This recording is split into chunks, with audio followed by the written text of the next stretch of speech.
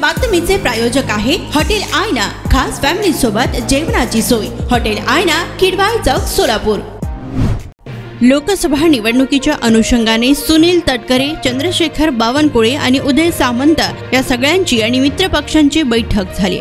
यापुढे विभागानुसार बैठका घेणार आहोत। त्यावेळी एकनाथ शिंदे, देवेंद्र फडणवीस आणि मी उपस्थित राहणार असल्याचं उपमुख्यमंत्री अजित पवार यांनी म्हटले।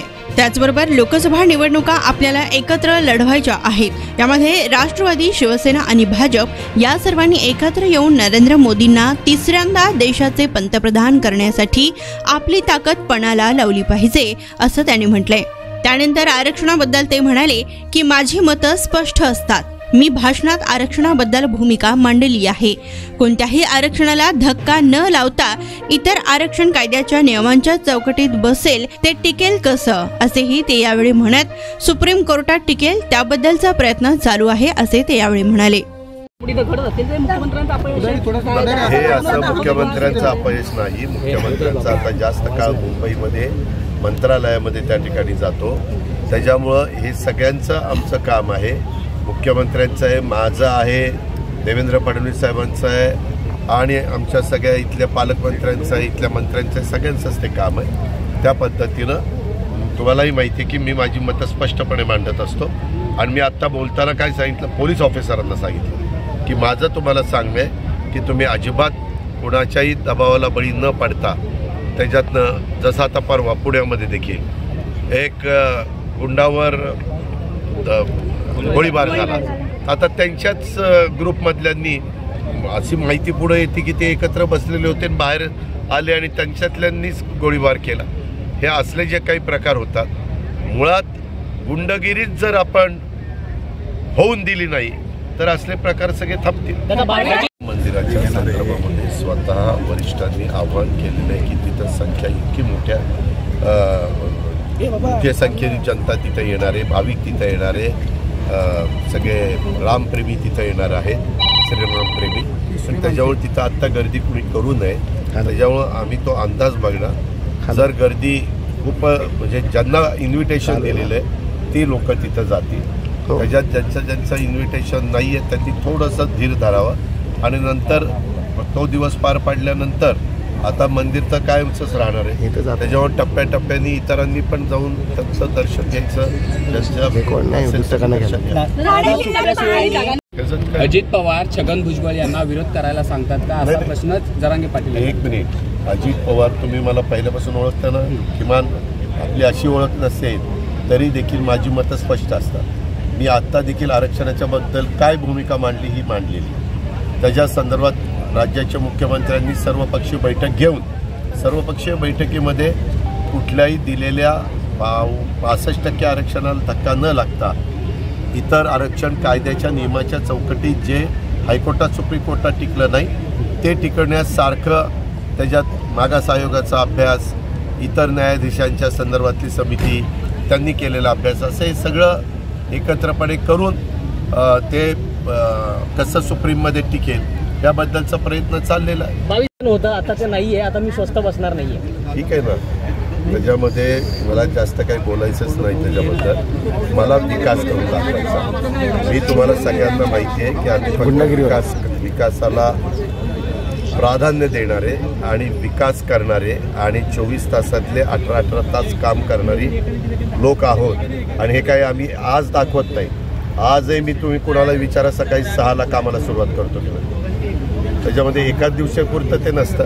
दुसऱ्यांनी कुणी काय बोलावं तो त्यांचा अधिकार आहे। आम्हाला पंतप्रधान म्हणून तिसऱ्यांदा मोदी साहेबांना देशामध्ये पाठिंबा द्यायचा आहे आणि निवडून जास्तीत जास्त खासदार द्यायचे, ही आमची भूमिका आहे आणि त्याच्यातनं देश पुढे गेला पाहिजे। जागतिक स्तरावर देशाचा नावलौकिक वाढवण्याचं काम जे मोदी साहेबांच्या नेतृत्वाखाली झालेलं आहे त्याला पुन्हा अधिक कशी गती देता येईल हा आमचा प्रयत्न। लोकसभा निवडणुकीच्या अनुषंगाने आमचे प्रांताध्यक्ष सुनील तटकरे, भाजपचे प्रांताध्यक्ष बावनकुळे साहेब आणि शिवसेनेचे प्रमुख उदय सामंत या सगळ्यांची आणि मित्रपक्षांची अशी बैठक झाली आणि त्याच्यातून आता इथून पुढच्या काळामध्ये आम्ही विभाग वाईज मेळावे घेणारे तिन्ही पक्षांच्या प्रमुखांचे एकनाथराव मी आणि देवेंद्रजी त्या मेळाव्याला हजर राहणार, आमचे प्रांताध्यक्ष हजर राहणार आणि विभाग वाईज पहिले मेळावे घेणार। तसंच उद्याच्या 14 तारखेला प्रत्येक जिल्ह्याचे या खाली जसं आम्ही आता वर एकत्र आलेलो आहे तसं खालच्याही कार्यकर्त्यांच्यामध्ये समन्वय असावा म्हणून प्रत्येकाने वेगवेगळ्या जिल्ह्यामध्ये या पक्षांनी मित्रपक्षांनी वेगवेगळ्या सहकाऱ्यांना नेमलेलं आहे आणि ते सहकारी तिथं जाऊन ह्यांचं कोऑर्डिनेशन करून तिथं त्यांचे मेळावे होतील आणि उद्याच्या लोकसभेच्या निवडणुका आपल्याला एकत्रपणे लढवायच्या आहेत, महायुतीच्या बॅनरखाली लढवायच्या। त्याच्यामध्ये तिसऱ्यांदा देशाचं पंतप्रधान नरेंद्र मोदी साहेबांना करण्याच्या करता राष्ट्रवादी, शिवसेना आणि भारतीय जनता पक्ष असं सगळ्यांनी मिळून ताकद पणाला लावायची आणि जास्तीत जास्त जागा महाराष्ट्रात।